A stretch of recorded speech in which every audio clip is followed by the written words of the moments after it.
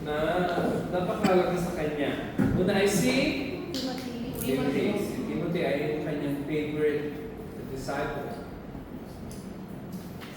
Favorite disciple dahil parang anak-anakan niya. No? Yung pamilya si Paul.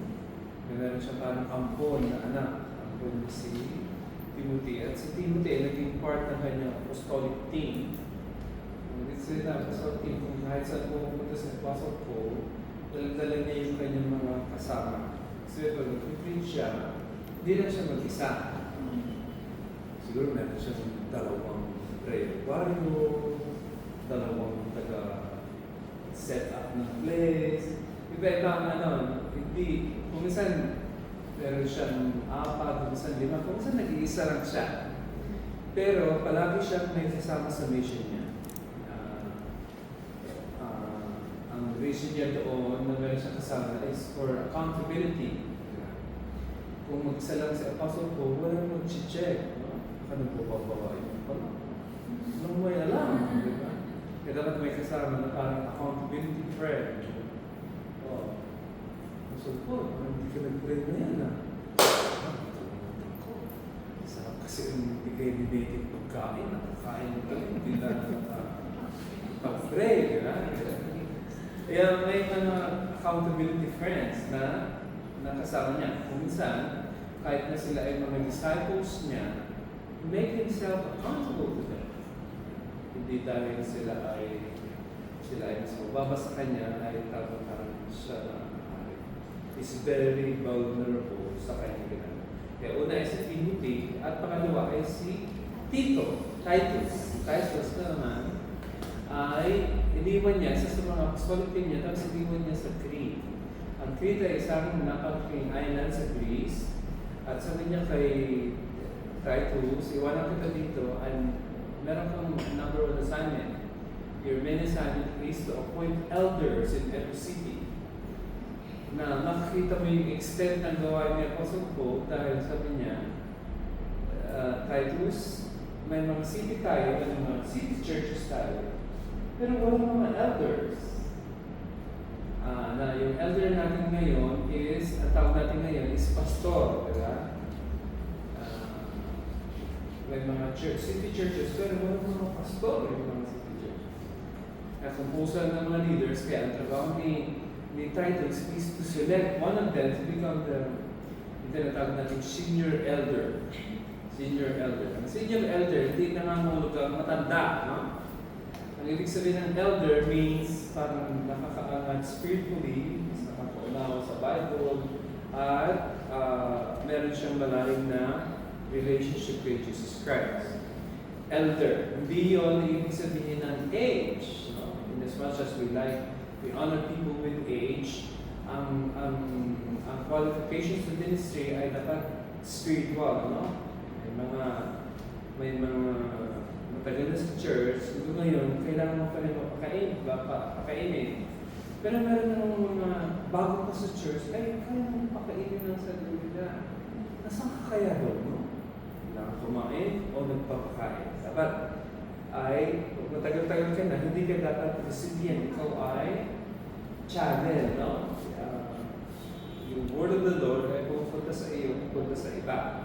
Ngayon, itong tatlong letter na ito, 1 Timothy, 2 Timothy, and Titus, ang tawag ng mga theologians ay pastoral epistles. Ang ibig sabihin ng pastoral epistles, ito lang ang tatlong book na deal about yung sino pwede maging pastor, sino pwede maging leader ng church. Kaya nandyan yung mga qualifications na sa Timothy at sa Titus. Nandiyan, una sa lahat ay dapat daw ang pastor ay di naglalasing. Ano ba yun?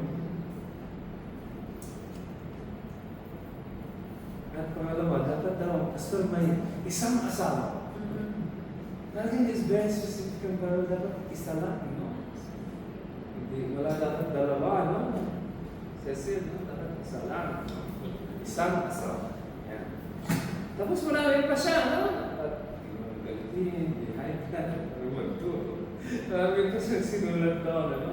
Pero ngayon, punta tayo dito sa sabi ni Titus, sa chapter 3. At tignan natin, medyo, itong scripture nito, gusto mong tawan. Na-privilege kong gawin yung dala ko. Kaya, I think ang Holy Spirit, ayaw rin yung palagpasan. Pahalalanan mo. 1, 2, 3, go. Pahalalanan mo. Sa Panginoon mo. Sa pagbabalagay mo sa Panginoon. Lagi mo sa pagbabalagay ng mabuti.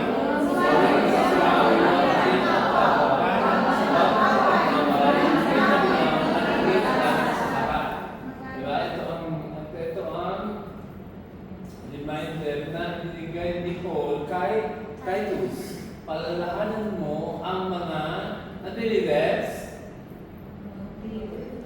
mga kapatid. Diba? Ibig sabihin, nasa context ng church. Palalaanan mo mga kapatid na masapos sa pinuno. Gusto ko lang tawa niya, dahil parang hindi ako nagpapasapos sa pinuno. Ayaw ko kasi yung pinuno. Kaya gusto ko ayaw ko i-Kristo dahil parang sa akin ito. Pag na magpasapos sa mga pinuno at may kapangyarihan. Mas huwag yung masunurin. Hallelujah, kailangan ko sunurin, no? Kaya pagka masunurin, sabi ko marami. Ako na kami ng pamilya, ako yung tumatawid ko pag walang sasakyan, kahit red. Dahil sabi ko, walang sasakyan. Tapos yung una, sabi ko, walang sasakyan. Pangalawa, walang police. Kaya pwede. Tama yun? No. Kaya lang sabi ko naman, dahil naman palagi excuse. Kung minsan nag-obey lang tayo pagka convenient. Convenient. Kunwari, dito, di ba may tawiran dito? Yung pedestrian lane dyan. Di ba may tawiran tayo dyan sa labas ng church? Kunwari, ang pedestrian lane doon sa wala ng dami, alam ni babe, doon ko pala magkukross. Hindi ko alam kung kaya niyo yan. God bless you. Pero ako, tatawin ako kahit walang pedestrian lane. Kung saan ka naman as much as I like to be obedient, hindi obedient yung heart. Kaya sabi ko sa Lord, buti na lang, ang salvation ay hindi pagtawid ng po. Kunwari kung pupunta ka sa impyerno dahil kung may retawid mo. No? Ilang beses na siguro kung pupunta sa impyerno. No? Buti na lang at namatay si Jesus Christ. Ilan ba? Bakit parang kukunti nag-amen? Namatay si Jesus Christ. Para tayo mga kulang-kulang sa pag-obey. Ay may bibigyan ng Lord ng biyaya. Hindi lang maging masunurin, kundi laging maging handa. Talagang ang daming standards ni Apostle Paul para kay Titus. Ready daw sa paggawa ng mabuti. Turuin mo rin sila, huwag yung kapwa mo, di ba? Huwag sisiraan, di ba? Parang napakadaling manira ng kapwa. Pag nagsama-sama tayo, parang kung minsan gusto mo i-imagine, pagka nag-uusap tayo tungkol sa iba, tapos kasama na natin ng Lord, di ba? Ano kayo sabi ng Lord?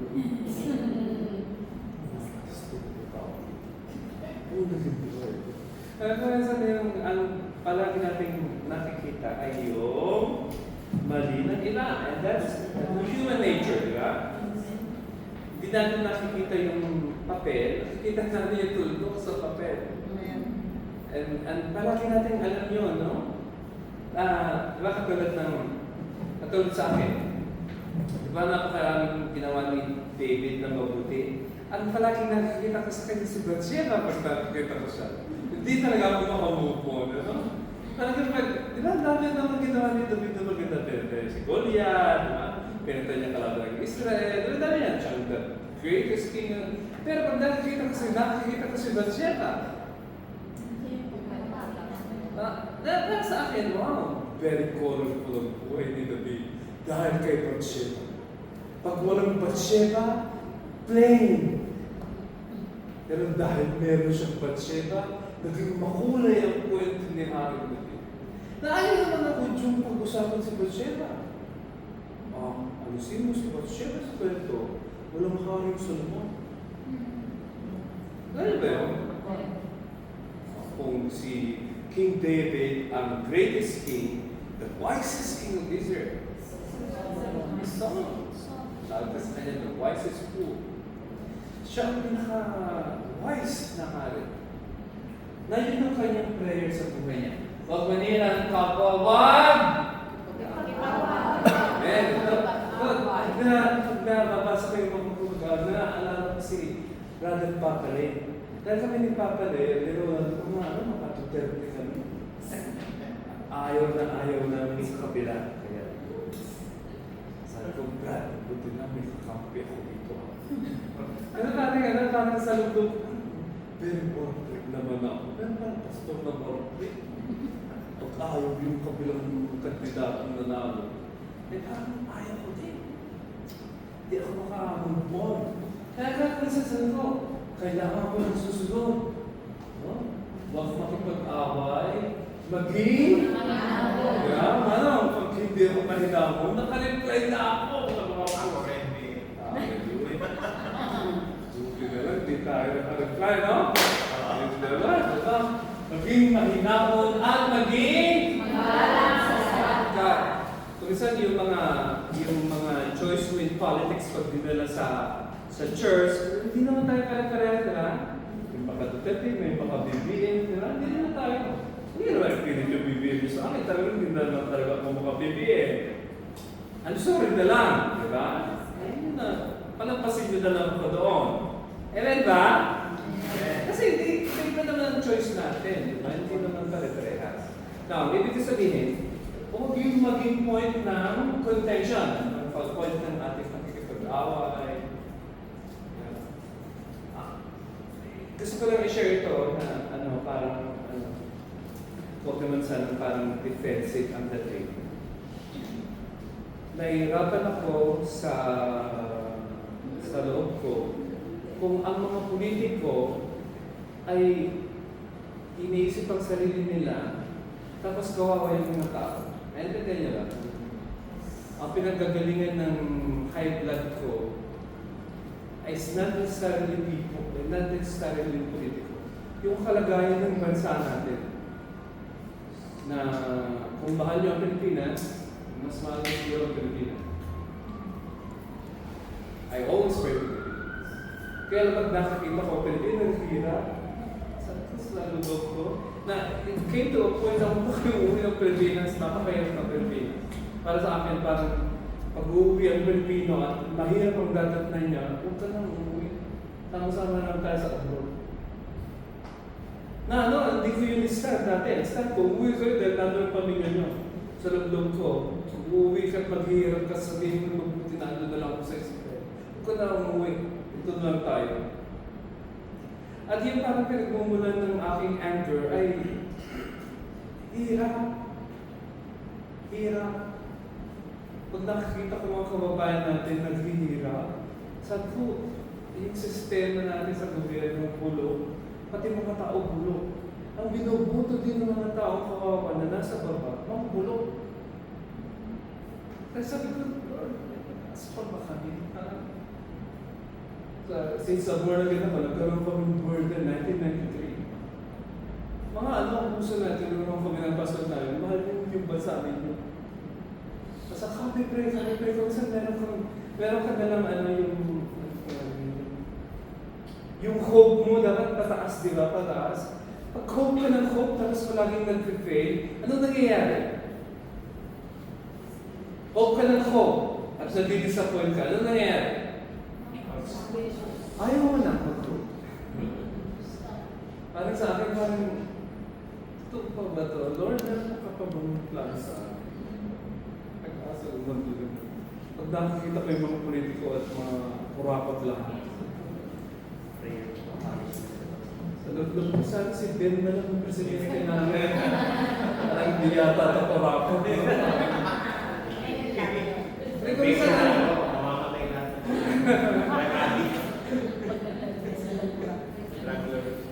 Sabi niya, ay dapat huwag makikipag-away.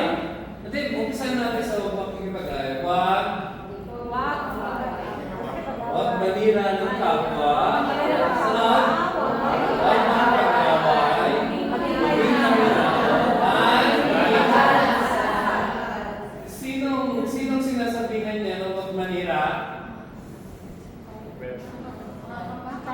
Yung church, right? Mga kapatid. Sinong sinasabihan niya na sabihan niyo na huwag silang si Titus, turuan mo sila.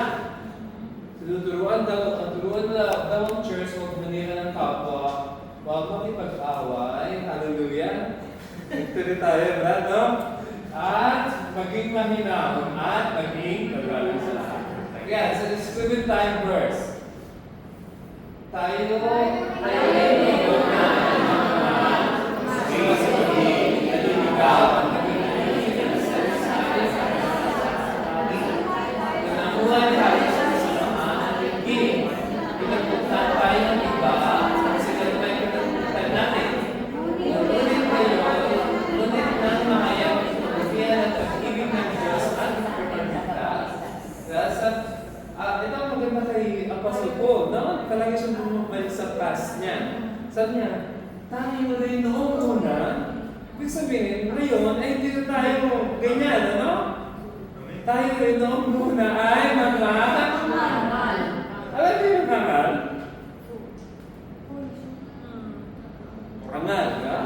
Sunod ay suwain. Hindi sumusunod. Galit, nantawin. Ano tayo? Tayo dati ng mga hangal, suwain, sunod. I hope di ka na naliligaw ngayon. Amen na? Dapat ang ganda natin na ngayon ay natagpuan, no? Di ka na ngayon naliligaw. Tapos, naging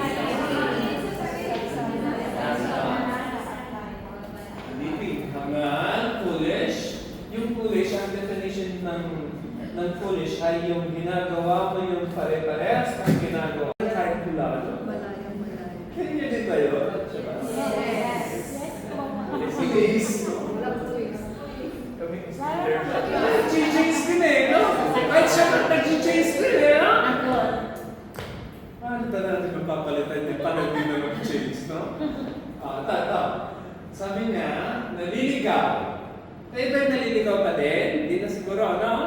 Or else, wala kayo dito sa Jerusalem, di ba? Tayo mga natagpuan na. Amen ba? Amen! Hindi na naliligaw, naging alipin ng sari-sari pagnanasa at layaw, di ba? Nung panahon namin, may kantang, ang title ay Laki sa Layaw. Jeff Ross. Namumuling confidence mo. Hindi na kasi ko lang, nalagay mo. Parang kailan ko yata ito. Laki sa layaw, di ba? Kung saan tayo, gusto natin yung mga pagnanasa natin. At I think ang Diyos naman, gusto din yung, kunwari, paborito mo yung pagkain. Gusto niya talaga ka ng masarap na pagkain. Amen ba? Amen!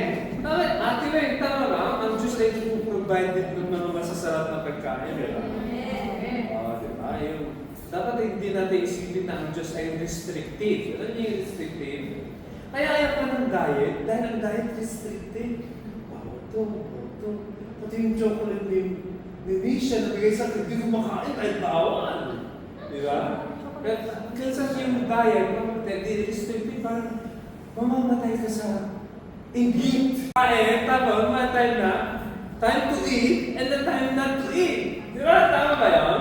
A time for peace, and a time for war. Di ba? Meron na laging time. Hindi pa laging yung pare-parehas na lang. Tapos sabi niya, pinapuntan tayo ng iba. Hindi. Nalampasan ako. Nabuhay tayo sa samaan at bukid. Tandaan ng tanay kanina. Diba naibig tayo kung minsan, naalala na yung kwento ko dati, yung magkakapit bahay, na nakita niyo yung, ano testimony ni Irene? Irene, ganda ng TV mo ngayon, no? Wala yung cheese na, di ba? Wala yung cheese na, no? Yung may magkakapit bahay, okay na ito, meron ako, magkakapit bahay, sabi nung isa, bakit kaya siya yung bago ng TV? Ito dito sa amin, ang TV namin, ang tunog iisa.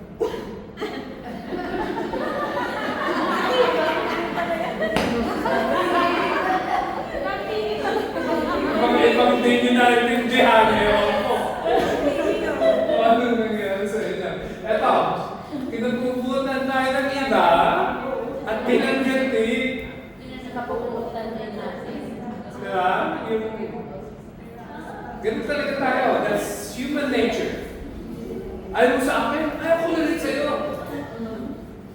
Nalabasan niyo yan sa atin, ayaw mo sa akin, ayaw ko ulit sa'yo.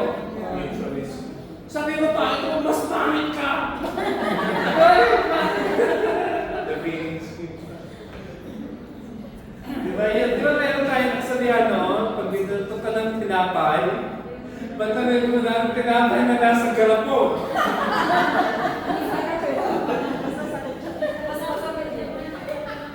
Diba, ganyan tayo, yung meron tayong vengeful spirit, yung may ginawa sa'yo mali.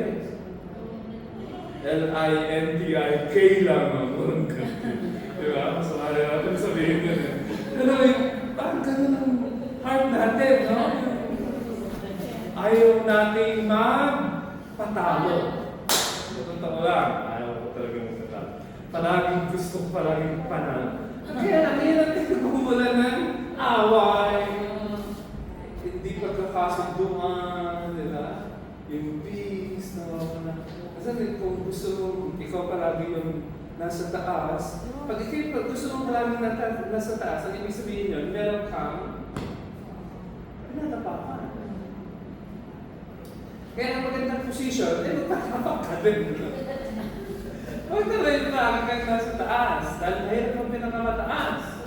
Dahil sabi ng Bible, ang nasa taas ay saan ang magandang pwesto? Hindi ka rin nabagsak! Hindi kayo nasa taas. Wala ka nang... Dito na si Dunya. Dito na si Dunya.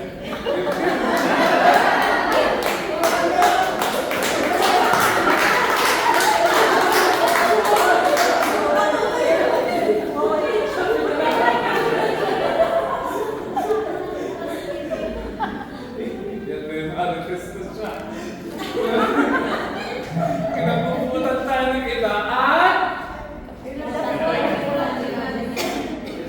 very important truth na kailangan natin matutunan. Ang topic dyan mga kapatid ay human nature. At ang minsan, meron tayong, what do you call this? Meron tayong rational na ako yung tao lang, di ba? Palagi natin yun. Kinakoach ba yun? Lagi kong kinakoach sa South ako yung tao lang. Oo, sa totoo lang, ayaw mong ma-overcome yung weakness mo. Kaya parang cut out mo na lang yung ako yung tao lang. Maliwanag ba yun sa ating lahat na ayaw mong i-overcome yung kahinaan, ayaw ka. Hindi dahil sa hindi mo kaya. Ayaw mong i-overcome yung kahinaan, kaya ang ginagawa mo na lang ay yung escape. May cap out ka na, ako yung tao lang. Narinig niyo ba yun? Ako yung tao lang. Parang hindi ka na makakontra dun eh, no? Pagka sinabi ng kalaban mo na ako yung tao lang. Si ate nga siguro, pag sinabihan mong ako yung tao lang, so paano kaya? Tignan natin, kung tao ka pa. Dahil tayo mga kapatid, ang tendency talaga natin is to do wrong. I wish yung time of born again ay okay na lahat, ano? Pero kung okay na tayo lahat, sana wala nang reminder si Paul kay Titus. Tama ba? Kung nung born again tayo, perfect na tayo kaagad, dapat din na natin kailangan mag-aral ng Bible. Perfect na pala tayo eh, di ba? Hindi. Marami pa rin tayong mga advantages from our former life. Dala-dala pa rin natin yung kainaan natin ng time.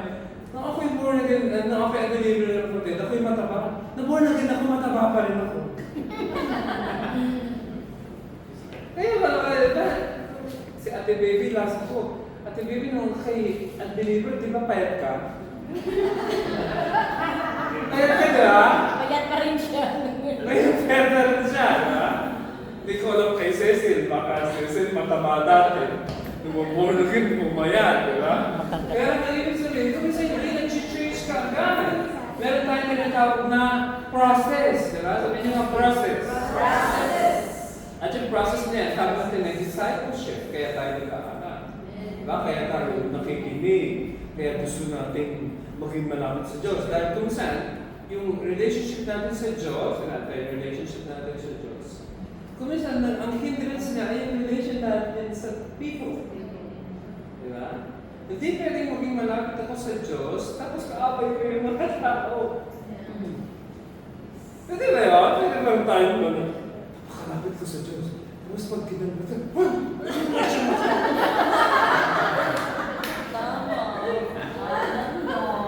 yeah. Parang hindi naman pwede yun. May hikam. Dapat yung pag nag-worship ka sa Diyos, yung pag-ibig sa Diyos ay nag-overflow sa pag-ibig. Amen ba? Gusto mo magbasa ng Bible. Yung bagay na dapat ay napapabuti sa iyo ay ginagawa mong reason para masaktan yung iyong kapatid. I don't think, pero ang gusto ko, alam. Di ba sinabi niyo yung ating dati tayo ganoon? Sabi niya, di ba? Angas, suruin, naliligaw, alipin ng sariling pagdanasan tayo. Nabuhay tayo sa kasamaan at higit. Naigit pa yung mga iba sa TV ng iba. No? Nabubuhat tayo sa iba, may buot sa puso natin, di ba? Ito ang maganda, verse 4. No? At I think dito naman ang close. Ang sabi ng verse 4, ngunit nagmahayag ang kabutihan at pag-ibig ng Diyos na gusto ko mag-end dyan, ano? Dahil parang sabi niya, Apostle Paul, dati tayong ganyan, pero naranasan natin yung kabutihan at pag-ibig ng Diyos na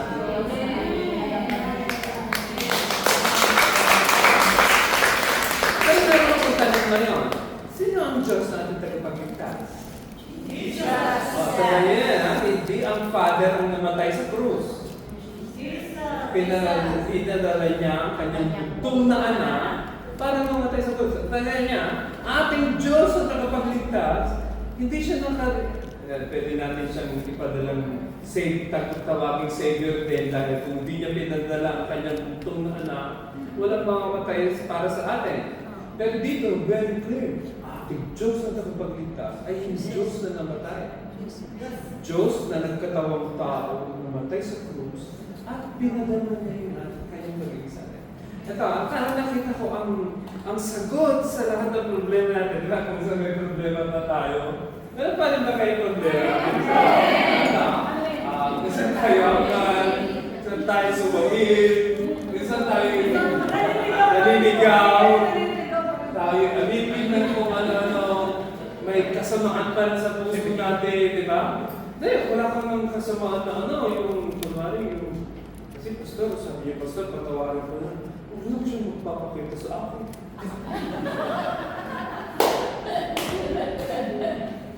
Ano ba, may kasamaan, may hingipin tayo, may buo.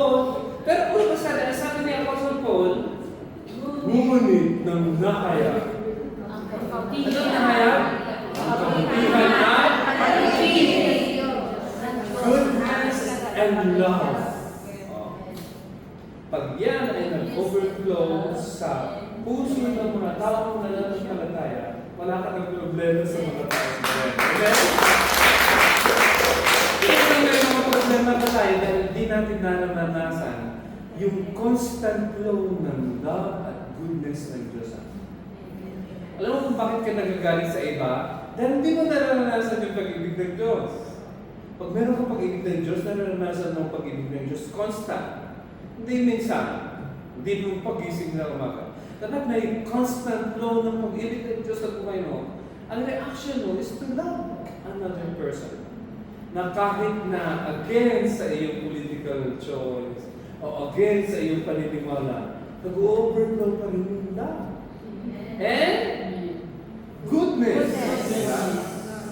Kaya napakalaga dito yung una sa lahat, yung pagkakilala ng Kristo Jesus na iyong tagapagligtas at ang kapuspusan ng Holy Spirit. Pastor, ano ibig sabihin ng kapuspusan ng Holy Spirit? Na ang Holy Spirit ay nananaman sa iyo. sa loob mo. Kaya kung minsan, ang pinaka-gusto kong style ni Pastor Melody, pag ako'y high blood, hindi siya nagsasalita. Alam mo, pagka kasama mo at high blood ka, hindi nagsasalita, sumasampal sa'yo lahat ng sinasabi. Alam mo, kasi pag sumagot siya, sasagutin ko siya. Pero pag ang kasama mo hindi nagsasalita, lahat ng sinabi mo mabalik sa iyo. Oh, hallelujah. Ito ang totoong Holy Spirit.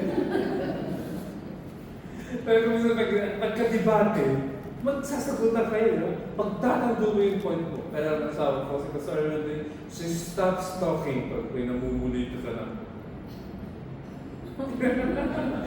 Wala na siyang comment, sabi niya, magsasalita ako, talo naman ako sa iyo. Manahimik ka. Pero pagka siya nanahimik, tama si Melody. Tama yung tinuro sa, ano pangalan nila sa, yung grupo ninyo sa women sa mga pastors? Survives Day. Blooming. Yung sa Blooming. May grupo sila ng mga pastor's wife na nag-aaral sa Blooming. Sabi, tama yung tinuro sa kanila. Talagang maging malabo, huwag nakikipag-away, di ba? Kaya sabi ko, I wish yung mga bagay na yun is we just do by ourselves. Kasi kung mga kapatid, hindi. Dapat pala yung pagiging mahinano, magalang, hindi nakikipag-away, coming from a source. At mga kapatid, ano ang source? Ito. Yung kabutihan at pag-ibig ng Diyos na ating ibig sabihin natin kapatid, pag wala tayo noon, baka naka-reply na tayo ng mga bagay na hindi maganda.